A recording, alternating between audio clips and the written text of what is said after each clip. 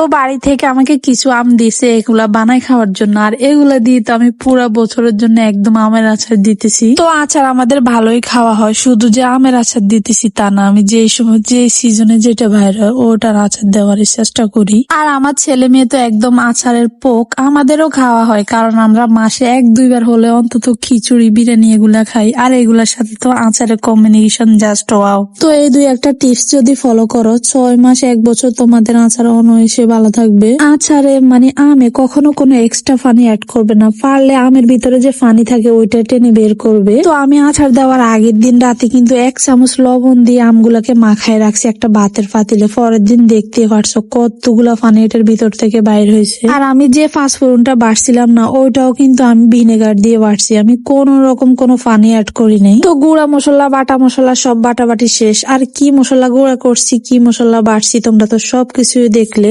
আর এখন তো ফাইনালি আমি আচার পাকানো বসাই দিছি। প্রথমে কিন্তু কড়াইয়ের মধ্যে আমি অনেকগুলো সরিষার তেল দিয়ে দিছি, তারপর তো এখানে আমি শুকনো মরিচ দিছি, চাইলে তোমরা এখানে কাঁচা মরিচও দিতে পারবা। বিশেষ করে আচারগুলা যখন আমরা খিচুড়ি দিয়ে খাবো ওই সময় কিন্তু মাখাই মাখাই খেতে অনেক মজা লাগবে। তারপর তো এখানে আমি দেশি রসুনের কোয়া দিছি, কারণ এগুলা যে সময় আমরা খিচুড়ির সাথে খাবো মাখে মাখে না অনেক মজা লাগবে। আর এখন তো আমি বাটা পাঁচফোড়নটাও দিয়ে দিলাম, হলুদের গুঁড়া সামান্য লবণ দিছি, তারপর তো ডিম আছে কতক্ষণ এগুলা ভাজা ভাজা করার পরে দেন আমি এখানে চিনি অ্যাড করে দিলাম। চিনি কখনোই তেলের মধ্যে দিবা না, তেলের মধ্যে চিনি দিলে এগুলো চিটচিট হয়ে যাবে। তো চিনি দেওয়ার পরে কিন্তু আমি ডিম আছে এটাকে ঢাকনা দিয়ে রেখে দিলে চিনির যে মিষ্টি পানিটা না ওইটা বের হয়ে যাবে। এই যে দেখো কি সুন্দর পড়তেছে। তো অনেকে কেন জানি আম সিদ্ধ করা আমি বুঝি না, চিনির থেকে যে পানি বাইর হয় এটাতে তো আম সিদ্ধ হয়ে যায়, আর এটাই তো বেস্ট। তারপর তো কিছুক্ষণ কষানো হয়ে আসছে, আর আমি এখানে 2 কাপ ভিনেগার দিছি, আর ভিনেগার তো অবশ্যই দিতে হবে যেহেতু আমটাকে আমি অনেক দিনের জন্য সংরক্ষণ করে রাখবো।